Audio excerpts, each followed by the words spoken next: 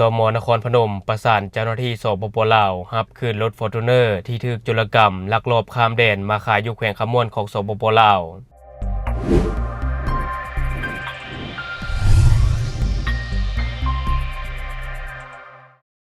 สบายดีท่านผู้ชมยินดีต้อนรับเข้าสู่รายการ Talk the News และข่าวที่ข้าพเจ้าอยากจะนำเสนอในมื้อนี้ก็คือตม.นครพนมประสานเจ้าหน้าที่สปป.ลาวรับคืนรถ Fortuner ที่ถูกโจรกรรมลักลอบข้ามแดนมาขายอยู่แขวงคำม่วนของลาวเมื่อวันที่18 มังกร 2026ผู้กำกับการกวดคนเข้าเมืองจังหวัดนครพนมได้ร่วมแถลงข่าวกรณีเจ้าหน้าที่กวดคนเข้าเมืองจังหวัดนครพนมร่วมบูรณาการร่วมกับกองกำกับการสืบสวนตำรวจภูธรจังหวัดนครพนมกองร้อยตำรวจลาดตระเวนชายแดนที่236และเจ้าหน้าที่ภาษีเดินทางไปมอบรับรถยนต์ยี่ห้อ Toyota Fortuner สีขาวทะเบียนขอต่อ6508สุราษฎร์ธานีจากเจ้าหน้าที่ฝ่ายสปป.ลาวอยู่ที่ด้านสากลมิตรภาพลาวไทยแห่งที่3แขวงคำม่วนหลังพบว่ารถยนต์ที่ถูกโจรกรรมมาจากประเทศไทยและถูกลักลอบจำหน่ายต่ออยู่ฝั่งสปป.ลาวทั้งนี้การดำเนินการดังกล่าวสืบเนื่องมาจากเวียกงานสืบสวนกวดคนเข้าเมืองจังหวัดนครพนมได้ตรวจสอบข้อมูลรายงานประจำวันเกี่ยวข้องกับคดีสพ.เมืองสุราษฎร์ธานีตำรวจภูธรจังหวัดสุราษฎร์ธานีตำรวจภูธรภาค8เล่มที่19/2568เลขที่34ลงวันที่26มีนาคม2568โดยทำการตรวจสอบข้อมูลการเดินทางของท้าวสุภกรผู้ที่เกี่ยวข้องกับคดีแต่บ่พบข้อมูลการเดินทางเข้าออกประเทศในระบบสารสนเทศของสำนักงานกวดคนเข้าเมืองในขณะเดียวกันเวียกงานกวดบุคคลและพาหนะกวดคนเข้าเมืองจังหวัดนครพนมได้ตรวจสอบข้อมูลรถยนต์คันดังกล่าวบ่พบเห็นการลงทะเบียนในระบบ BBPS เพื่อขออนุญาตนำรถผ่านเข้าออกด้านคมมิตรภาพลาวไทยแห่งที่3แต่อย่างใดก่อนจะตรวจสอบสัญญาณ GPS ที่ติดอยู่กับรถพบพิกัดสัญญาณบริเวณคมมิตรภาพลาวไทยแห่งที่3ต่อมาเมื่อวันที่26มังกร2026ทางการแขวงคำม่วนสปป.ลาวได้แจ้งประสานมายังจังหวัดนครพนมเพื่อให้ติดต่อเจ้าของรถยนต์ที่ถูกยักยอกและหน่วยงานที่เกี่ยวข้องเข้าร่วมขบวนการมอบรับรถยนต์โดยกำหนดพิธีส่งมอบอย่างเป็นทางการในวันที่18มังกร2026นี้อยู่ที่จุดผ่านแดนถาวรขวามิตรภาพลาวไทยแห่งที่3นครพนมคำม่วนซึ่งฝ่ายแขวงคำม่วนมอบหมายให้แผนกการต่างประเทศเป็นผู้ประสานงานร่วมกับเจ้าหน้าที่ตำรวจพันตำรวจเอกสัจชัยสำเนียงยืนยันว่าเจ้าหน้าที่ตำรวจกวดคนเข้าเมืองจังหวัดนครพนมได้บูรณาการร่วมมือกับหน่วยงานความมั่นคงในพื้นที่อย่างเข้มงวดเพื่อสกัดขบวนการลักลอบนำรถยนต์ออกราชอาณาจักรโดยผิดกฎหมาย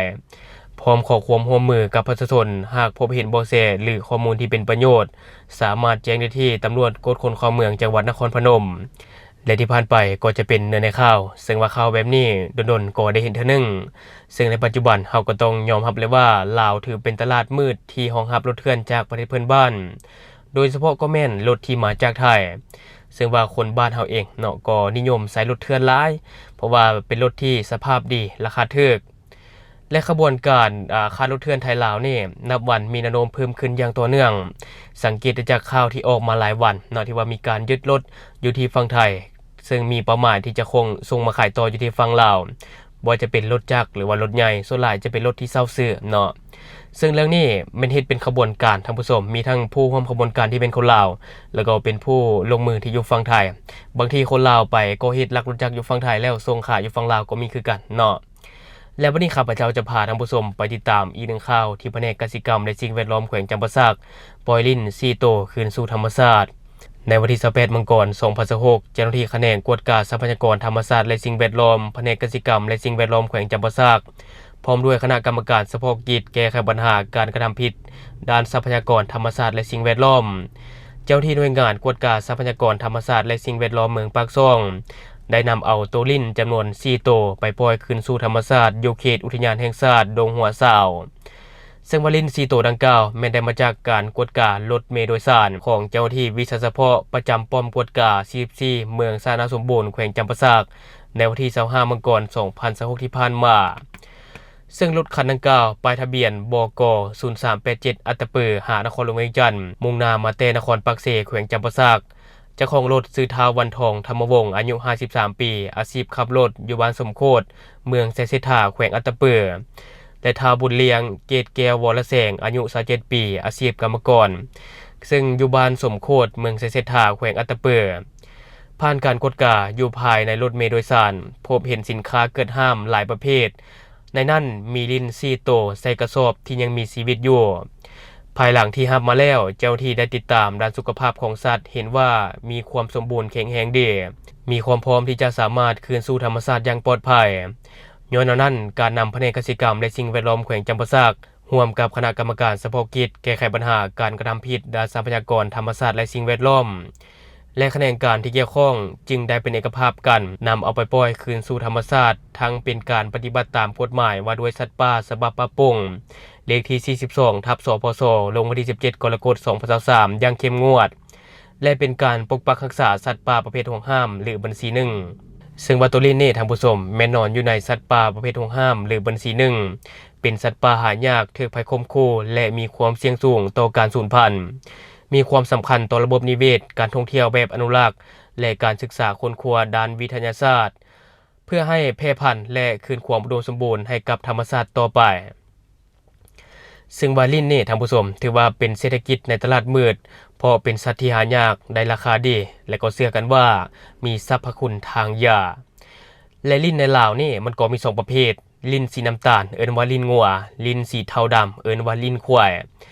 ลิ้น2ชนิดนี้แม่นอนอยู่ในประเภทห่วงห้ามหรือบัญชีที่1อยู่ในลำดับที่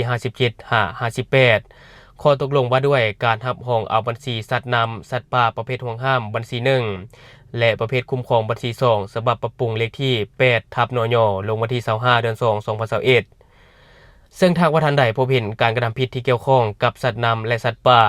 ที่มีการอนุรักษ์ก็อย่าลืมไปรายงานให้กับแผนกกสิกรรมและสิ่งแวดล้อมของแขวงให้เขาเจ้าเข้ากวดสอบ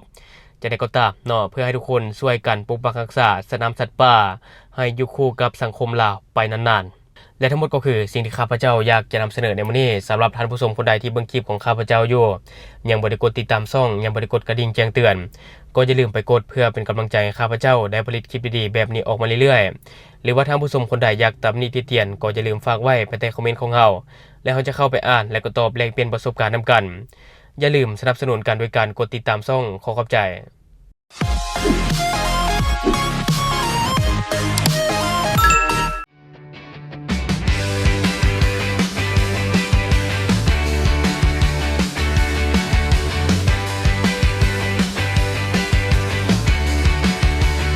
ข่าวสารที่หลากหลายวิเคราะห์ตรงประเด็นอัปเดตใหม่ทุกวันเช้าสายกลางวันเย็นเก่าติดทุกฤดูกาล